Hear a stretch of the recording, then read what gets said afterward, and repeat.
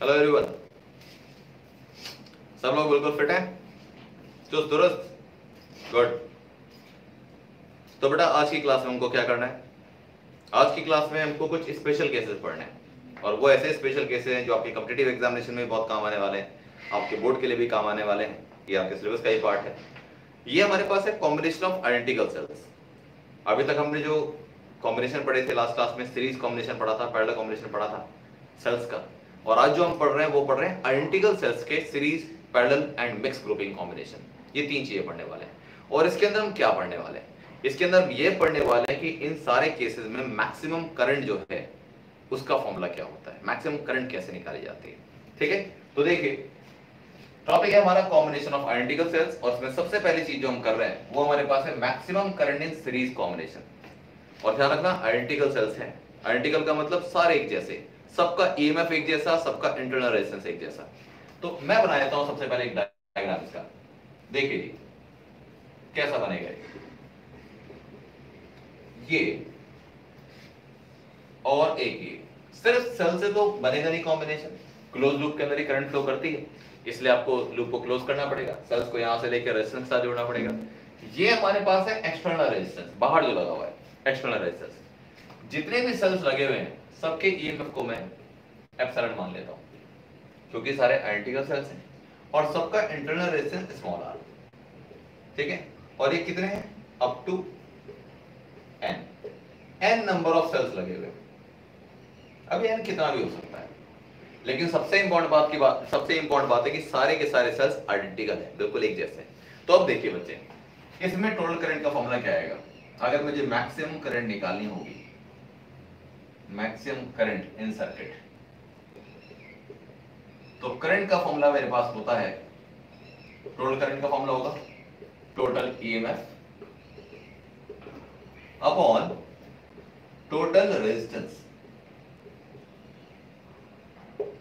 Cell के लिए हम ईएमएफ की बात करते हैं, ठीक है, वोल्टेज की बात ना करके हम ईएमएफ की बात कर देते हैं। ठीक है, तो हमारे पास I equal to V upon R formula वही है, total current equal total EMF upon total resistance. अब याद करिए कि आपको मैंने बताया था जब सीरीज कॉम्बिनेशन में दो सेल कनेक्टेड होते हैं तो उनका नेट ईएमएफ होता है E1 प्लस E2। और ये मैंने आपको लास्ट क्लास में बता दिया था कि वैसे तो ये एप्सिलॉन सिंबल है, लेकिन मैं इसको कन्वीनियंसी के लिए, कंफर्टेबल बनने के लिए इसको मैं E बोल रहा हूं। तो E is equal to E1 plus E2, ये था हमारे पास। और अगर ये सेल आइडेंटिकल होते हैं तो इनका कॉम्बिनेशन क्या आएगा? अगर ये सेल आइडेंटिकल होते हैं तो ये E plus E equal to 2 ही आ जाएगा। दो आइडेंटिकल सेल्स अगर सीरीज में लगे हों तो उनका नेट ईएमएफ होता है 2E। अगर 3 आइडेंटिकल सेल्स हो तो 3 आएगा, और अगर n आइडेंटिकल सेल्स हो तो उनका नेट ईएमएफ कितना आएगा? Ne। ये था हमारे पास टोटल ईएमएफ इन सारे के सारे सेल्स का। अब बात करते हैं इंटरनल रेजिस्टेंस के साथ क्या होगा। इंटरनल रेजिस्टेंस मैंने आपको बताया था कि इंटरनल रेजिस्टेंस जो R डैश होता है वो होता है R1 plus R2। Series combination में R1 प्लस R2 फॉर्मूला होता है। तो अगर मैं बात करता हूं कि ये आइडेंटिकल है तो R1 की जगह भी R आएगा, R2 की जगह भी R आएगा, तो R डैश मेरे पास आएगा 2R। यानी कि दो सेल हैं तो इंटरनल रेजिस्टेंस हो गया 2R, तीन है तो 3R। अगर n नंबर ऑफ सेल्स हैं आइडेंटिकल तो हमारे पास इंटरनल रेजिस्टेंस हो जाएगा n स्मॉल r, प्लस इनका तो मेरे पास nr आ गया, और ये मेरे पास क्या है? ये रेजिस्टेंस भी तो काउंट होगा। ये सारे, ये रेजिस्टेंस जो है वो इन सारे सेल्स के साथ सीरीज में लगा हुआ है, एक ही तो रास्ता है पूरा जाने का, एक ही लूप है। तो इसका मतलब ये हुआ कि जो टोटल रेजिस्टेंस होगा वो क्या होगा? रेजिस्टेंस ऑफ ऑल सेल्स, यानी कि internal resistance of all cells plus external resistance. तो प्लस में कैपिटल R गया है। तो इसको हम लिख कैसे देते हैं? हम इसको लिखने का तरीका बेसिकली होता है, जनरली इसको हम इस फॉर्म में लिखते हैं कि मैक्सिमम करंट I का फॉर्मूला हो गया Ne upon R plus NR। ध्यान रखिएगा, बड़े इंपॉर्टेंट फॉर्मूले हैं, कॉम्पिटिटिव एग्जामिनेशन में बहुत काम आने वाले हैं आपके फॉर्मूले। तो I equal to Ne upon R plus NR, ये फॉर्मूला आपके पास निकल के आया। ये किस केस की बात थी? Maximum current in series combination. अगर आइडेंटिकल सेल्स सीरीज कॉम्बिनेशन में लगे हुए हो तो मैक्सिमम करंट कैसे निकलती है। अब बात करते हैं कि पैरेलल कॉम्बिनेशन में क्या होगा। ढंग से देखते रहिएगा, बहुत बढ़िया टॉपिक है। Second is maximum current in parallel combination. Parallel combination, तो अब पैरेलल कॉम्बिनेशन में क्या होता है? सर्किट बदल जाएगा बिल्कुल। सारे सेल आइडेंटिकल हैं और सारे जुड़े हैं पैरेलल कॉम्बिनेशन में, यानी कुछ ऐसे।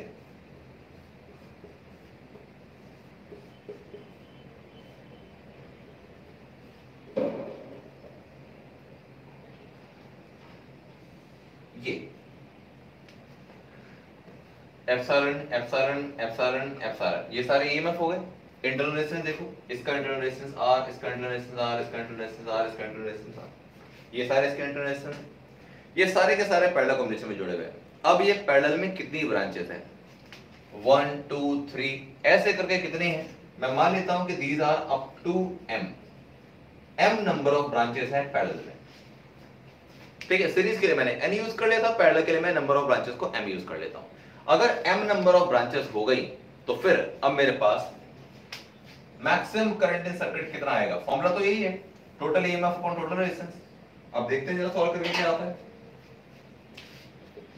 इससे पहले कि हम इसको सॉल्व करें मैं आपको कुछ याद दिला दूं।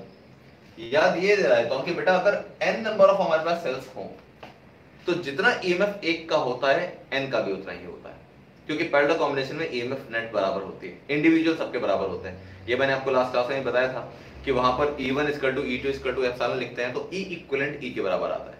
अगर हर एक सेल का ईएमएफ E है या एप्सिलॉन है तो इन सबका जो नेट होता है वो भी एप्सिलॉन ही आता है।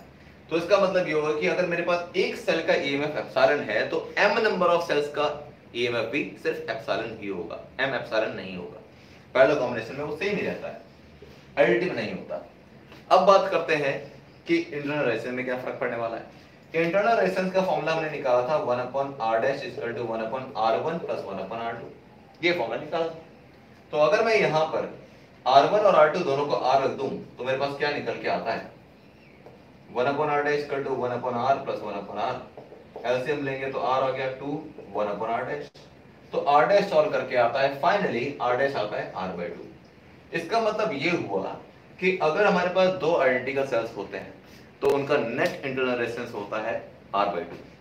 अगर एक का इंटरनल रेजिस्टेंस r था तो तीन होंगे तो r/3 आएगा। हमारे पास कितने नंबर ऑफ सेल्स हैं, यहाँ पे m नंबर ऑफ सेल्स हैं, तो इंटरनल रेजिस्टेंस इसका आएगा r/m। तो अब देखिए इंटरनल रेजिस्टेंस तो आ गया r/m, इन सब का दो सेल होते हैं r/2, तीन सेल होते हैं r/3, m number of sales होते हैं तो r/m।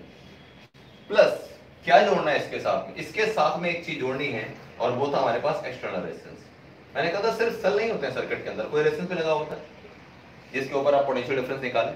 तो ये मेरे पास रेजिस्टेंस अगर R है तो ध्यान रखना ये सारे के सारे पैरेलल में कनेक्टेड हैं। इन सबको अगर मैं एक मान लूं तो उनके साथ ये रेजिस्टेंस सीरीज में कनेक्टेड है। जैसे कि अगर मैं इन सबको मिला के एक सेल मान लूं, एक सेल, तो फाइनली मेरे पास सर्किट ऐसा बनेगा ना, ये हो गया नेट सेल जो भी होगा। तो इसके अंदर हमारे पास ये सारे के सारे मिला के अगर मैं यहां लगा दूं तो मेरे पास अब ये पूरा कॉम्बिनेशन है सीरीज में। तो सीरीज में हमारे पास R निकालने का फॉर्मूला वही होता है, क्या होता है, इसका रेजिस्टेंस प्लस इसका रेजिस्टेंस। इसका रेजिस्टेंस तो हमने निकाल लिया r/m और इसका रेजिस्टेंस क्या था R, तो ये हमारे पास आया। अब इसको अगर सिंपलीफाई कर लें तो आता है एप्सिलॉन अपॉन, एलसीएम ले लीजिए, m आता है mr plus small r, m ऊपर चला जाएगा तो हमारे पास आएगा m epsilon upon mr plus small r। ये हमारे पास क्या आ गया, current. I = me upon mr plus r। ठीक है, ये आपके पास आंसर आता है जब पैरेलल कॉम्बिनेशन में हो तो मैक्सिमम करंट कैसे निकाली जाएगी। बहुत सिंपल था। ठीक है, अब बात है हमारे पास मिक्स ग्रुपिंग में क्या होगा। अब ये मजेदार चीज है, ढंग से देखिएगा मिक्स ग्रुपिंग में क्या होने वाला है। Maximum current in mixed grouping of cells, mix grouping, ये बहुत जबरदस्त है। तो देखिए मिक्स ग्रुपिंग का सीधा मतलब निकलता है कि सेल सीरीज में भी होंगे और पैरेलल में भी होंगे। तो लेट्स सी इट।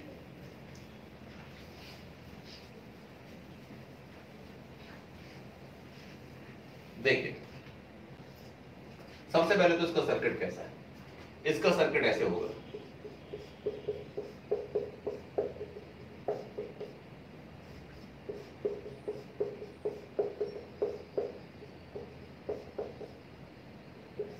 ठीक है, इस तरीके से चलते रहेंगे और चलते चलते लास्ट ब्रांच में ऐसे बना देता हूं।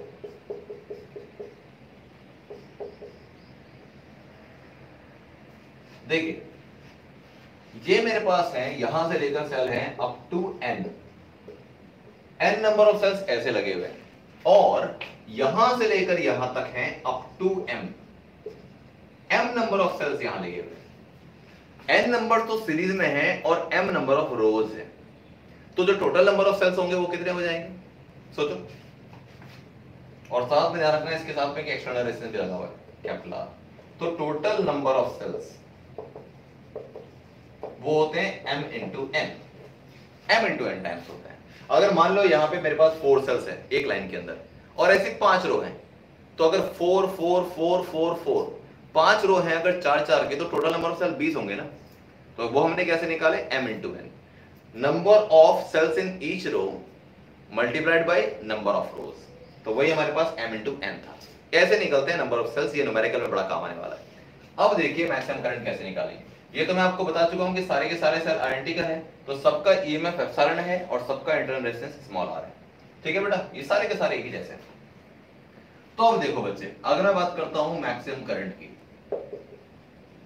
तो वो क्या आएगा, मैक्सिमम करंट आएगा I is equal to total EMF upon total resistance. चलिए वैल्यू पुट करते हैं। जो टोटल ईएमएफ है मेरे पास, वो था मेरे पास कितना, ये चेक करना पड़ेगा। एक सेल का ईएमएफ था एप्सिलॉन, तो मेरे पास इन सब का मिला के ईएमएफ कितना होता है, सीरीज कॉम्बिनेशन में हो जाता है NE, N टाइम्स E, ये एप्सिलॉन। ठीक है, अब इसका इस पूरी लाइन का ईएमएफ कितना हो गया NE, इस पूरी लाइन का कितना हो गया NE, इस पूरी का कितना हो गया NE, और इन सब का टोटल कितना आएगा, वो भी NE ही आएगा। क्यों, मैंने बोला था कि पैरेलल कॉम्बिनेशन में जितना एक रो का होता है उतना ही नेट आता है आंसर, सेम आता है आंसर। तो यानी कि एडिटिव नहीं होते, पैरेलल में ये ऐड नहीं होते, जितना एक का आंसर है उतना ही टोटल आंसर आता है। तो इसका मतलब है कि जो टोटल नंबर ऑफ सेल्स मेरे पास इसमें NE थे सीरीज कॉम्बिनेशन में, ये भी NE, ये भी NE, ये भी NE, तो टोटल मिला के भी जो हमारे पास m रोज का आएगा वो NE ही आएगा। तो इसका मतलब है कि मैं इंटरनल रेजिस्टेंस को लिख लेता हूं, सॉरी ईएमएफ को लिख लेता हूं NE। NE मेरे पास हो गया टोटल ईएमएफ इस पूरे के पूरे सर्किट का। ठीक है, मैं रिपीट कर रहा हूं कि मैंने क्या बताया। मैंने ये बताया बेटा कि एक सीरीज का यानी कि एक लाइन का जो ईएमएफ होता है वो हो जाता है n टाइम्स इंडिविजुअल के। एक का ईएमएफ E था तो n नंबर ऑफ सेल्स का होगा NE, इसका भी NE आएगा, इसका भी NE आएगा, इसका भी NE आएगा। और जब पैरेलल में हम उनको जोड़ते हैं तो जितना एक रो का ईएमएफ होता है उतना ही हमारे पास टोटल का आंसर आता है। ठीक है, यानी कि ऐड नहीं करते कि आपने NE plus NE plus NE कर दिया, ऐसा नहीं होता। जो एक का आता है ईएमएफ वही सबका आता है, वो हमने पैरेलल में सीखा भी है। ठीक है, तो अब इसका मतलब ये होगा कि टोटल ईएमएफ इस पूरे सर्किट का आ गया NE। अब बात करते हैं टोटल रेजिस्टेंस। इसमें सबसे पहले तो मैं कैपिटल R को जोड़ दूं, इस इन पूरे सेल्स का कॉम्बिनेशन मिलने के बाद जो एक बनेगा उसके साथ ये R होगा सीरीज में।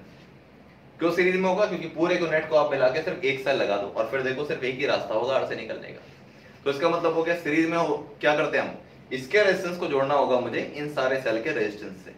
ठीक है, तो R तो मेरे पास ये हो गया। अब देखते हैं इन सारे सेल्स का रेजिस्टेंस क्या है। अब ये बड़ा टेक्निकल है, ढंग से देखिएगा बेटा। अगर n number of cells series में लगे होते हैं तो उनका रेजिस्टेंस कितना आता है, वो आता है NR। ठीक है, अच्छा अगर मेरे पास दो रोज होती हैं, दो रोज का मतलब m से बता रखा था मैंने रोज को, और अभी मैंने आपको पहले में बताया कि अगर m नंबर ऑफ रोज होती है तो रेजिस्टेंस आता है R अपॉन m, और m का मतलब होता है नंबर ऑफ रोज। तो अगर मेरे पास NR तो हो गया एक का रेजिस्टेंस, एक लाइन का, और अगर m नंबर ऑफ रोज हैं तो मैं क्या करूंगा, डिवाइड बाई m। मैं दोबारा बता रहा हूं, मैं जानता हूं ये बात टेक्निकल है। R तो था रेजिस्टेंस एक का, अगर n number of resistance series में लगे हो तो उनका टोटल रेजिस्टेंस होता है NR। ये तो हो गया मेरे पास एक ब्रांच का रेजिस्टेंस, और ऐसी जितनी भी नंबर ऑफ ब्रांचेस होती हैं उससे आप इसको डिवाइड कर देते हो पैरेलल कॉम्बिनेशन में, तो मेरे पास NR अपॉन m आ जाता है। तो अब मेरे पास NR अपॉन m आ गया, यहाँ पे इतना पार्ट सीरीज बताता है और ओवरऑल बताता है पैरेलल कॉम्बिनेशन। तो अब मेरे पास सॉल्व करेंगे तो क्या आएगा, एलसीएम आ गया पूरे का m, तो फिर मेरे पास आ गया क्या, MR plus N small r, ये मेन डिवीजन था। तो m ऊपर चला जाएगा, तो फाइनली मेरे पास I कितना आता है, I मेरे पास निकल के आता है MNE upon M capital R plus N small r, ये आया। ये मेरे पास जनरल फॉर्मूला आ गया करंट का जब सीरीज और पैरेलल दोनों कॉम्बिनेशन एक साथ लगे हुए हो, यानी कि जब मिक्स ग्रुपिंग हो। लेकिन अभी तक फाइनल आंसर नहीं आया। फाइनल आंसर इसलिए नहीं आया, थोड़ा सा और यहाँ पर एक चीज आपको एक कंडीशन निकालनी होती है कि जब करंट मैक्सिमम होती है तो उस कंडीशन में इंटरनल रेजिस्टेंस और एक्सटर्नल रेजिस्टेंस के बीच में क्या रिलेशन होता है। ठीक है, तो देखिए अब मैं इस डायग्राम को बता रहा हूं, अब इसकी रिक्वायरमेंट नहीं है, बहुत ढंग से सुनते रहिएगा, जो चीजें मैं आपको बता रहा हूं।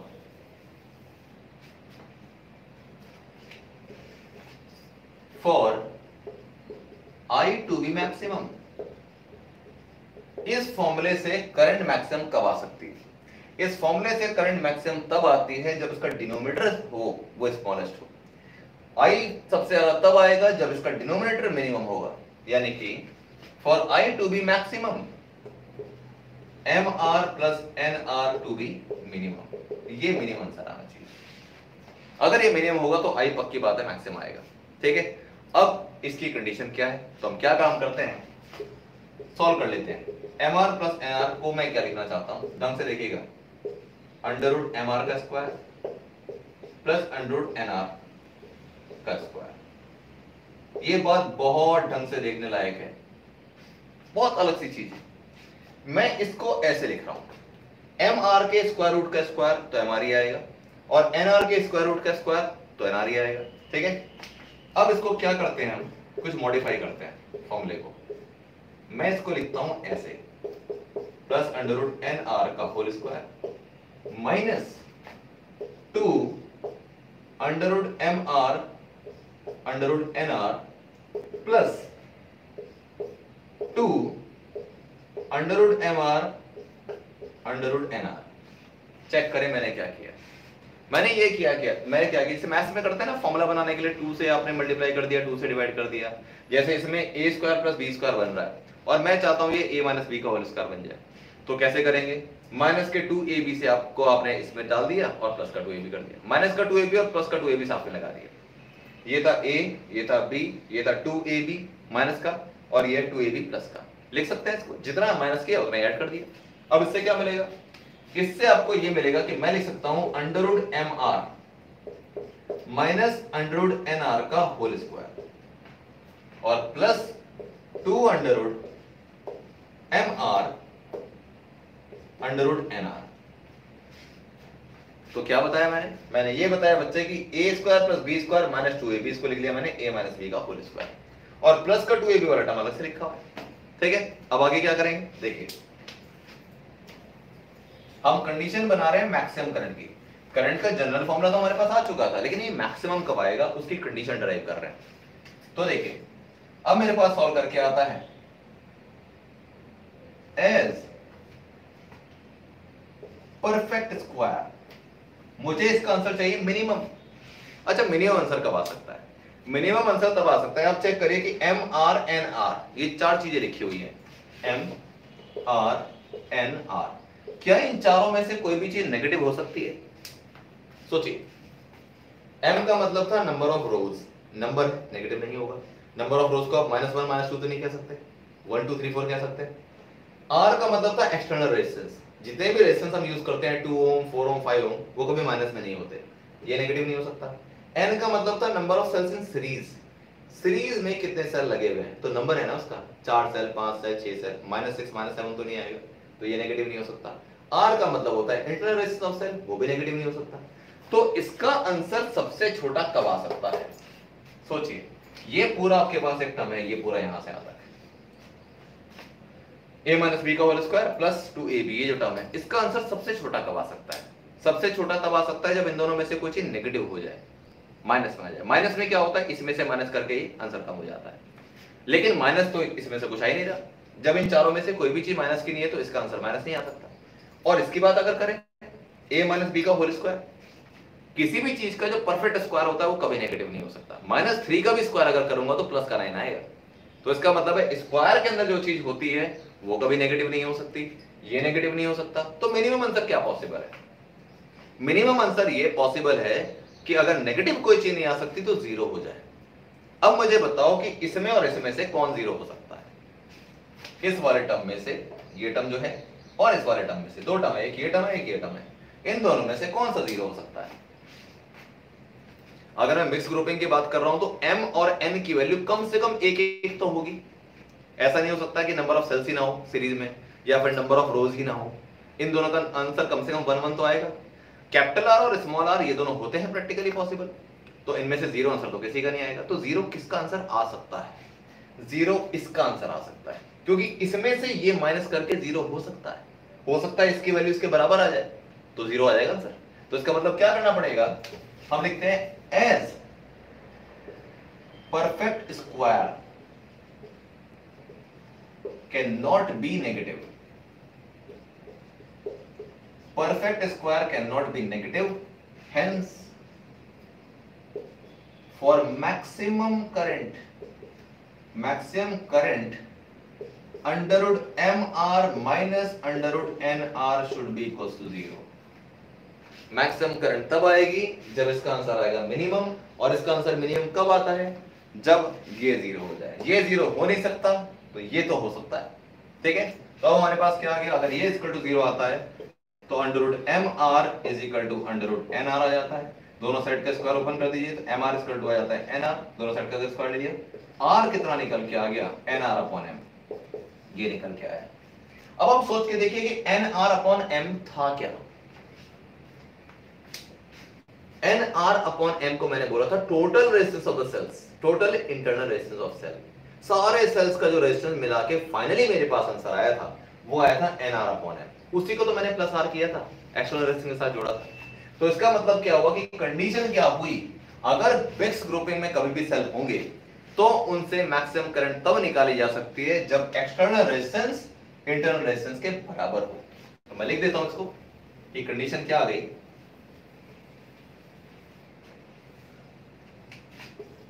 देयरफॉर नोट करके लिख रहा हूं, for maximum current and maximum power dissipation, ये दोनों चीजें बेटा न्यूमेरिकल में आती है, मैं बताऊंगा अभी न्यूमेरिकल कैसा बनता है। Maximum current and maximum power dissipation, maximum power dissipation कब सबसे ज्यादा पावर अपीयर होगी, power dissipation external resistance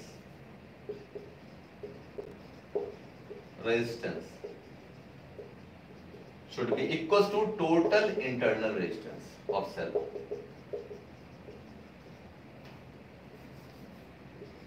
resistance of cells, ये बात ध्यान रखनी है, ये बड़ी इंपॉर्टेंट बात है, और मैं अभी बता दूंगा कि किस टाइप के न्यूमेरिकल में हमको इसकी जरूरत पड़ने वाली है। बहुत बढ़िया क्वेश्चन होते हैं।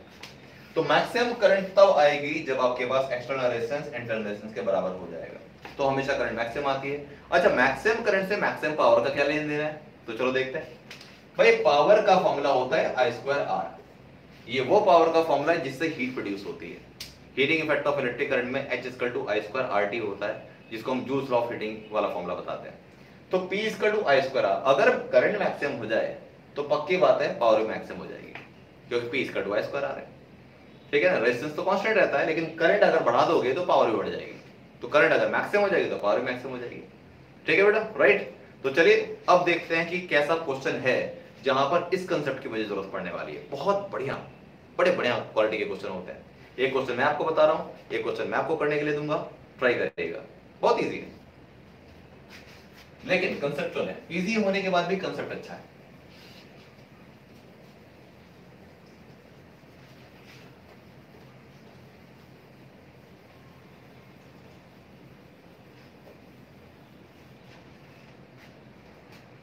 एक बड़ा खूबसूरत जो न्यूमेरिकल है आपके पास, मैं लिख देता हूं यहां, numerical problem, numerical problem on combination of cells. किसी भी कंडीशन में इंटरनल रेजिस्टेंस एक्सटर्नल रेजिस्टेंस के बराबर होगा तो ही करंट मैक्सिमम जाएगी। अब इसमें सबसे पहले एक ग्राफ दे रखा है क्वेश्चन में, इस ग्राफ को मैं चलिए यहां बनाता हूं। ये ग्राफ किसके बीच है, ग्राफ है वोल्टेज और करंट के बीच में। और ग्राफ कैसा है, कुछ याद है, सेल में वोल्टेज और करंट का ग्राफ कैसा आता था? अगर सेल ना हो, ओम्स लॉ हो, तो वी और आई का ग्राफ ऐसे आता है, और सेल के लिए अगर इस ग्राफ को बनाया जाए वी और आई को, तो ये ग्राफ ऐसे आता है, जिसमें इस ग्राफ का स्लोप बताता है नेगेटिव ऑफ इंटरनल रेजिस्टेंस, ठीक है। अब देखिए, ये मैं लास्ट क्लास में आपको बता चुका हूं, अब V और I की अगर हम बात कर रहे हैं तो मैंने यहां पे लिख दिया क्या 6 वोल्ट, और यहां पे लिख देता हूं मैं 0.5 1 1.5 2। करंट है एम्पियर में, वोल्टेज है वोल्ट में, 6 वोल्ट, फिर यहां पे 3 वोल्ट लिख देता हूं, यहां पे 1.5 वोल्ट लिख देता हूं, और यहां पे लिख देता हूं 4.5 वोल्ट। ये था, ठीक है। ग्राफ था ऐसा, ये ग्राफ है V और I का। और क्वेश्चन में आपसे क्या दे रखा है, क्वेश्चन में आपसे ये बोल रखा है कि you are given VI graph for the series combination of 4 identical cells, 4 identical cells in series, ये दे रखा है। चारों सीरीज में है, 4 सेल हैं और चारों सीरीज में, ठीक है, आइडेंटिकल है, ये भी दे रखा है, यानी कि सबका EMF और सबका इंटरनल रेजिस्टेंस बराबर हो गया। अब आपसे क्या पूछा है, कैलकुलेट। 3 बातें पूछते हैं मैक्सिमम। आपसे पूछते हैं EMF ऑफ ईच सेल, हर एक सेल का EMF क्या होगा। Second, internal resistance of each cell,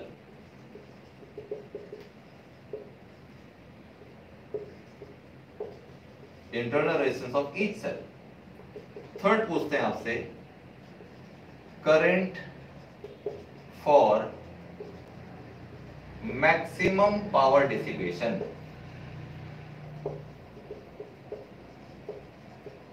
current for maximum power dissipation. जब भी ऐसा क्वेश्चन आएगा इसमें ये 3 ही चीजें आएंगी मैक्सिमम, और कुछ नहीं पूछते, यही पूछते हैं बस। जब भी ऐसा क्वेश्चन आएगा 100% यही आएगा, ये 3 चीजें। ग्राफ बदल सकता है, ग्राफ का मतलब ग्राफ की शेप भी नहीं बदलेगी, ग्राफ की शेप भी ये रहेगी। ग्राफ में वैल्यूज अलग अलग हो सकती हैं, नंबर ऑफ सेल्स अलग हो सकते हैं, लेकिन पूछते यही है हमेशा।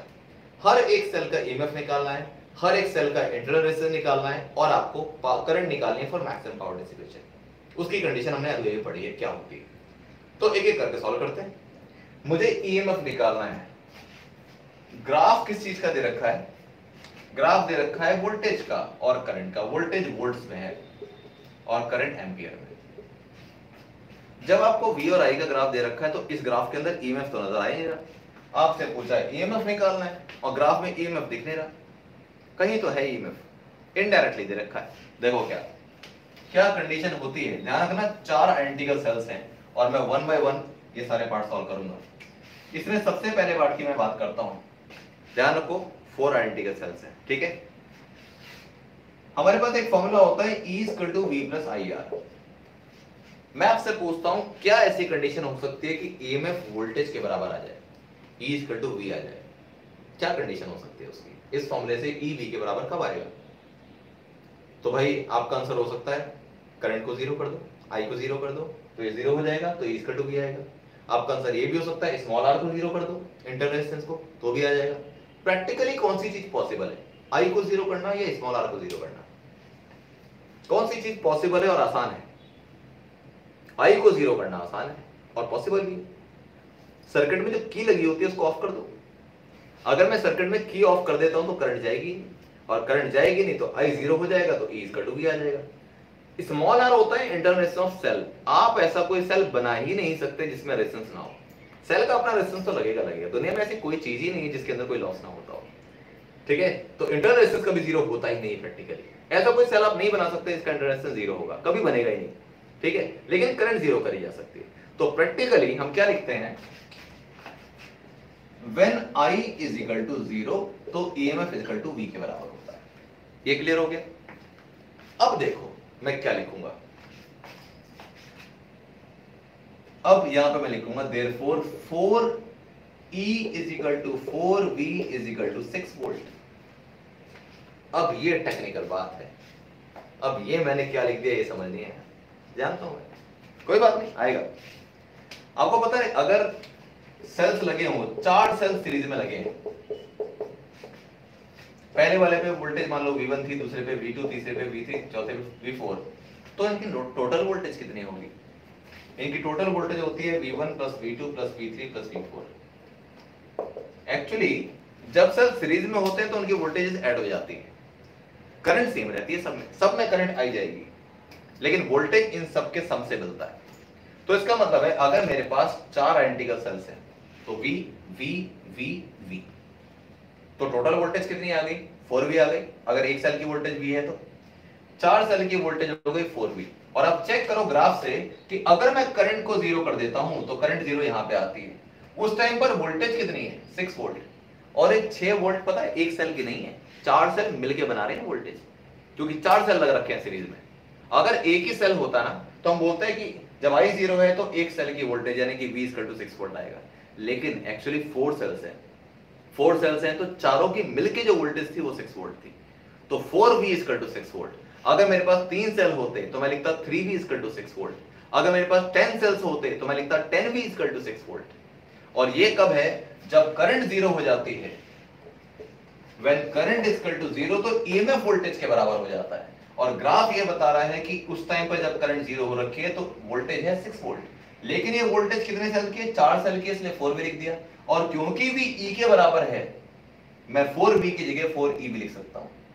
ठीक है बेटा, तो 4V की जगह 4E लिखा जा सकता है क्योंकि E V के बराबर है। अब इससे हमारे पास क्या आएगा? चेक करो। अब मेरे पास इससे आएगा EMF = हाउ मच? 6/4, 6/4 करना पड़ेगा, तो वो मेरे पास आ गया 1.5 वोल्ट। ये पता है क्या निकला? एक सेल का EMF। 4 सेल का EMF मिला के 6 वोल्ट है, तो एक सेल का EMF मेरे पास हो गया 6/4 यानी कि 1.5। हर एक सेल की वोल्टेज इतनी। अब आप सोच के देखो, वोल्टेज EMF के बराबर है। एक सेल अगर 1.5 वोल्ट का है, 2 सेल हो जाएंगे 3 वोल्ट के, 3 सेल हो जाएंगे 4.5 के, और 4 सेल हो जाएंगे 6 वोल्ट के। सीधा सीधा, ठीक है, सीरीज कॉम्बिनेशन में सीधा जुड़ जाती है वोल्टेज और EMF। फर्स्ट पार्ट निकल गया। अब बात है इंटरनल रेजिस्टेंस ईच सेल का कैसे निकलेगा। तो अब इसमें टेक्निकलिटी क्या है? अगर मुझे इंटरनल रेजिस्टेंस निकालना है तो फॉर्मूला तो मेरे पास यही है। अब देखो इसमें जरा, पहले मैं ऐसे लिख देता हूं कि इससे कैसे निकल के आएगा। E = V + IR होता है, तो मैं लिख सकता हूं IR = E - V, तो R निकल के आएगा E - V/I। ये अगर मुझे इंटरनल रेजिस्टेंस निकालना है तो मुझे ये फॉर्मूला लगाना है। बहुत ढंग से सुनना, ये बड़ा टेक्निकल है। अगर मुझे एक सेल का इंटरनल रेजिस्टेंस निकालना है तो मुझे एक सेल का EMF चाहिए, एक सेल की वोल्टेज चाहिए और एक सेल की करंट चाहिए। इंटरनल रेजिस्टेंस अगर एक ही सेल का निकालोगे तो एक ही सेल का EMF, एक ही सेल का वोल्टेज और एक सेल का करंट, ये सारी एक एक सेल की चाहिए होंगी हमको। ठीक है, तो चलो जी अब देखते हैं। तो मैं लिख देता हूं कि मेरे पास R का फॉर्मूला था E - V/I। अब सिर्फ यहां वैल्यू पुट करनी है। अब वो कैसे आएगी? अब करना क्या है, देखिए फॉर्मूला तो ये लगाना है, लेकिन उसको लगाएंगे कैसे अभी तो मैं बता दूंगा ये फॉर्मूला कैसे। इसको लगाने के लिए आपको ग्राफ के अंदर कुछ कंस्ट्रक्शन करना है। वो क्या करना है, मैं इसको यहां से सिलेक्ट करता हूं तो ये कहां आएगा? 1 पे आएगा। मैं कोई भी वैल्यू सिलेक्ट कर सकता हूं। अगर मैं 3 वोल्ट, देखो 3 वोल्ट इसके सेंटर में पड़ता है और 1 एम्पियर इसके सेंटर में पड़ता है। अगर मैं 3 से यहां लाइन ड्रॉ करूंगा तो ये एग्जैक्टली 1 पे ही आएगा। मैं ये भी कर सकता हूं कि 1.5 से लेके जाऊं और यहां 1.5 आ जाए। मैं ये भी कर सकता हूं कि 4.5 से यहां लेके जाऊं और यहां 0.5 आ जाए। लेकिन ग्राफ की सिमेट्री ये कहती है कि हमेशा सेंट्रल पॉइंट सेलेक्ट करो, तो उससे स्लोप का आइडिया सबसे बढ़िया लगता है। ठीक है, 3 वोल्ट से मैंने कनेक्ट किया यहां पर। अब बताओ ग्राफ से क्या पता लगता है? ग्राफ से पता लगता है कि when current for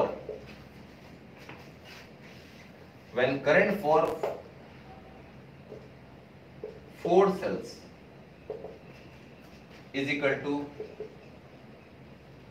current for each cell is equal to 1 ampere। देखो क्या लिखा मैंने, बड़ी टेक्निकल बात लिख दी। सीरीज कॉम्बिनेशन में अगर 4 सेल लग रहे हों और इन सब की टोटल मिला के करंट 4 एम्पियर हो मान लो, तो एक सेल पे करंट कितनी होगी? मैंने बोला इन चारों सेल पे करंट मिला के थी 4 एम्पियर, तो एक सेल पे करंट कितनी होगी? इस पर भी 4 एम्पियर होगी, इस पर भी 4, इस पर भी 4, इस पर भी 4। कैसे? सीरीज कॉम्बिनेशन में करंट सेम रहती है, जितनी टोटल करंट होती है उतनी ही इंडिविजुअल के बराबर होती है। सब में मिला के अगर 4 जा रही है तो इसमें भी 4, इसमें भी 4, इसमें भी 4, इसमें भी 4 जा रहे हैं। ध्यान से रखना, बहुत पेशेंस से सुनना है क्वेश्चन। एक बार की प्रॉब्लम है इस क्वेश्चन में, क्योंकि इसमें ट्विस्ट है। ठीक है, ये क्वेश्चन बिल्कुल सिंपल ऑर्डर का नहीं है, इसमें ट्विस्ट आते हैं, लेकिन इतना मुश्किल नहीं है कि समझना है, इसलिए बहुत ढंग से सुनना। ध्यान गया तो क्वेश्चन गया। मैंने बोला कि बेटा अगर 4 सेल्स हैं मेरे पास और उन सब में मिला के 4 एम्पियर करंट जाती है, और चारों सीरीज में लग रखे हैं, तो एक सेल पे भी तो 4 एम्पियर ही होगी। आपने आज तक ये पढ़ रखा है कि जब सीरीज कॉम्बिनेशन होता है तो total current is equal to I1 is equal to I2 is equal to I3 is equal to I, ये पढ़ रखा होता है, हर एक की करंट बराबर होती है। तो when current for 4 cells is equal to current for each cell is equal to 1 ampere. 4 cell की करंट अगर 1 एम्पियर है तो एक सेल की करंट भी 1 एम्पियर ही होगी। अगर इन चारों में मिलके 1 एम्पियर करंट जा रही है तो एक सेल पे भी तो 1 एम्पियर आ रही होगी, हर एक सेल पे 1 एम्पियर आ रही है। तो 4 सेल की करंट बराबर 1 सेल की करंट, वो 1 एम्पियर थी हमारे पास। अब देखो, therefore voltage for 4 cells, 4 cell की वोल्टेज कितनी है इस टाइम पर? जब 1 एम्पियर करंट थी 4 सेल की तो उस टाइम पर वोल्टेज 4 सेल की थी 3 वोल्ट। अब मैं इसको नहीं लिख सकता कि करंट की voltage for each cell is equal to 4 volt, नहीं, वो उसमें तो ऐड होता है, V1 plus V2 plus V3 होता है। तो अब मेरे पास क्या हुआ, voltage for 4 cell is equal to 3 volt. मैं बिल्कुल एक्सपेंड करके लिख रहा हूं, बुक में भी आप देखेंगे तो आपको इतना डिटेल में नहीं मिलेगा, ठीक है। Voltage for 4 cells 3 volt. अगर वोल्टेज फॉर 4 सेल्स मेरे पास 3 वोल्ट आ गया तो मेरे पास वोल्टेज फॉर ईच सेल कितना होगा, एक सेल की वोल्टेज कितनी आएगी? मुझे तो एक सेल की वोल्टेज से मतलब है। Therefore voltage for each cell is equal to 3/4 volt. 4 cell की वोल्टेज 3 वोल्ट है तो एक सेल की हो गई 3/4, ठीक है बेटा। इसको मैं सीधा लिख सकता हूं, ये 0.75 वोल्ट आ गया। एक सेल की वोल्टेज पता लग गई, एक सेल की करंट पता लग गई, ठीक है। एक सेल का ईएमएफ फर्स्ट पार्ट में निकाल चुके हम 1.5, तो एक सेल का रेजिस्टेंस निकल जाएगा। Therefore internal resistance of each cell,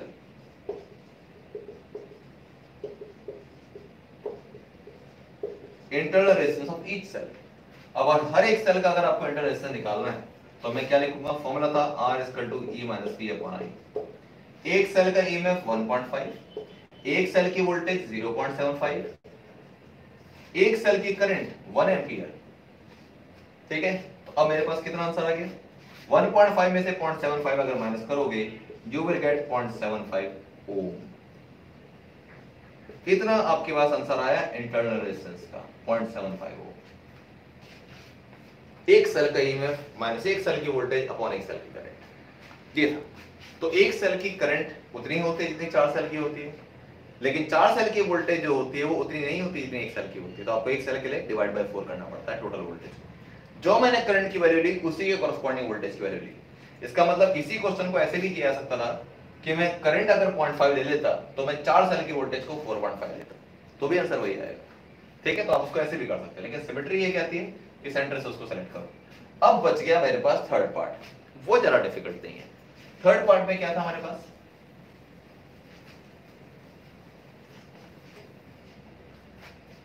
third part में हमारे पास था current for maximum power dissipation. Current for maximum power dissipation. Maximum power dissipation के लिए जो आपको करंट चाहिए होती है वो मैक्सिमम करंट चाहिए होती है। और क्योंकि सारे के सारे सेल सीरीज में कनेक्टेड हैं, जब सारे सेल सीरीज में कनेक्टेड हैं तो इसका मतलब ये हो गया कि मैक्सिमम करंट का फॉर्मूला क्या होता है। वो मैक्सिमम करंट का फॉर्मूला मैंने आज ही की क्लास में आपको बताया है for series combination, total EMF 4E। Actually formula ये था आपके पास, NE/R+NR। सीरीज कॉम्बिनेशन में मैंने आपको आइडेंटिकल सेल्स के लिए एक फॉर्मूला बताया था। अब यहां पर n क्या है, n का मतलब है नंबर ऑफ सेल्स, रख दो 4E/R+4R, ठीक है। मैक्सिमम करंट की कंडीशन हमने निकाली थी ना कुछ टाइम पहले, for maximum current external resistance should be equal to internal resistance, यानी कि for maximum current, current maximum तब होती है जब डिनोमिनेटर सबसे छोटा होता है, और डिनोमिनेटर सबसे छोटा तब आता है व्हेन R = 4R। तो आप क्या करेंगे, एक्सटर्नल रेजिस्टेंस को इंटरनल रेजिस्टेंस के बराबर करेंगे, तो I मैक्सिमम आपके पास आ जाएगी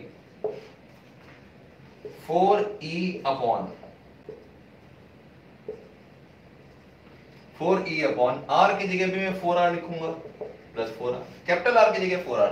अच्छा पता है चेंज क्यों कर रहे हैं, आपको क्वेश्चन में कहीं भी एक्सटर्नल रेजिस्टेंस के बारे में कुछ गिवन नहीं है, जबकि फॉर्मूले में जरूरत पड़ती है। तो मैक्सिमम करंट के लिए हम रिप्लेस कर लेते हैं कि हम कैपिटल R की जगह 4 लिख लेते हैं, जरूरत ही नहीं पड़ेगी। तो मेरे पास कितना आ गया, 4ε/8 r। तो सॉल्व करके मेरे पास आ गया I मैक्सिमम = कितना, एप्सिलॉन अपॉन 2r। बस इनकी वैल्यू पुट कर दो, ये मुझे पता है कि इनकी वैल्यू क्या क्या है। चलिए जी यहां सॉल्व करके लिख देता हूं। अब चेक करिए कितना आता है।